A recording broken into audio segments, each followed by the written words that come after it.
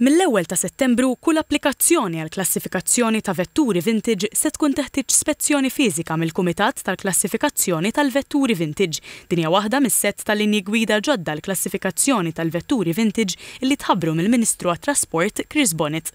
Bħala parti minn dawn ir-regoli ser tiddaħħal sistema ta' riċertifikazzjoni għal vetturi ta' bejn 30 u 49 sena b'ispezzjoni kull 5 snin biex kull vettura tiġi evalwata b'mod dirett u jkun aċċertat l-awtentiċità, l-oriġinalità u l-kundizzjoni tagħha. Għal vetturi ta' 50 sena jew aktar dan l-obbligu ma japplikax jekk jiġi ppreżentat ċertifikat tal-FIVA. Il-kap tad-Direttorat tat-Trasport tal-Art fih dan Transport Malta, Gilbert Aġus, qal li dawn il-linji gwida huma maħsuba biex jipproteġu l-istidin ġenwini minn min fil-passat prova jabbuża mis-sistema u jnaqqas il-valur tal-isforz tagħhom.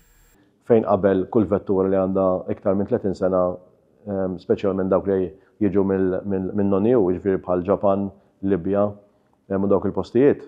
Issa qabel ma ġib vettura vintage ġew Malta, il-vettura titkun jew ikollha ċ-ċertifikat tal-FIFA ħnet ngħidula li jista' tkun potenzjalment il-vettura diġà vintage, jew l-ekwivalenti dak il-pajjiż.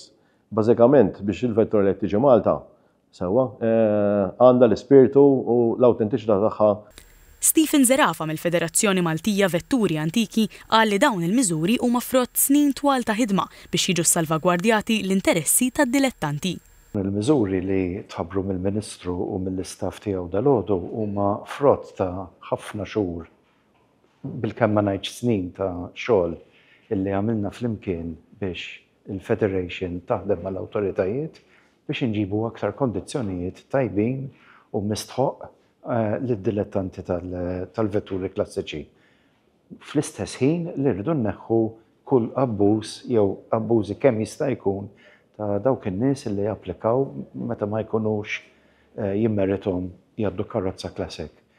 Il-Ministru Bonnet qal li b'dawn il-linji gwida qed titwettaq miżura oħra mill-pjan Reshaping Our Mobility. Spjega kif ma' żmien il-komunità tal-vintage kibret u nħolqot il-ħtieġa għal regoli aktar ċari u standards ogħla.